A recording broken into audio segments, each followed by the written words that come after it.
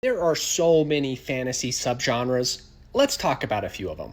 Urban fantasy blends fantastical elements with urban modern settings, and these typically take place in some type of city, whether they be real world or fantasy cities. So it has a blend of like fantasy and also technology, and it just feels more contemporary.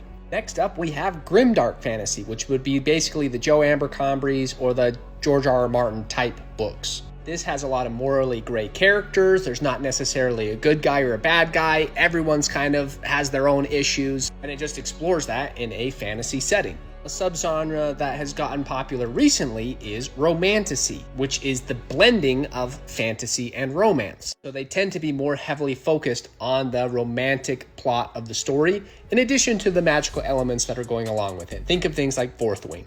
Next up would be low fantasy, which is fantasy that doesn't have a lot of magic, but it has a lot of political intrigue, a lot of empires, a lot of kingdoms. So this would also include things like Game of Thrones, The Witcher, different things like that, where it does have magic and it does have fantastical creatures, but it just doesn't have a lot of it. It focuses more on the dynamics of the people within the world.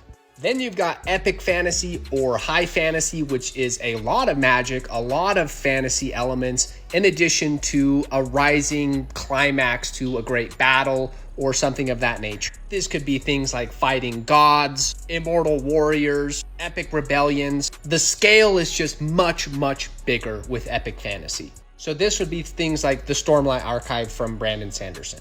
Next up, we've got cozy fantasy, which takes fantastical elements and creatures and just has a more relaxed and enjoyable tone. Legends and Lattes is a great example of this. And then you've got things like sci fantasy, which blends elements of technology in a more fantasy type of a world.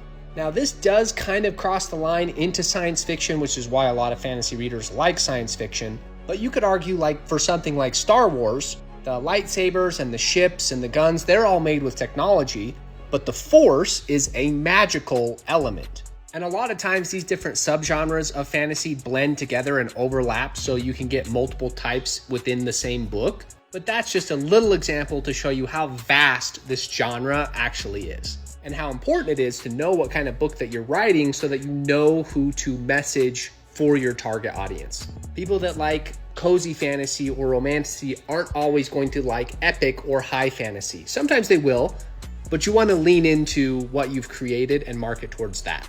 Let me know what your favorite type of subgenre in fantasy is in the comments.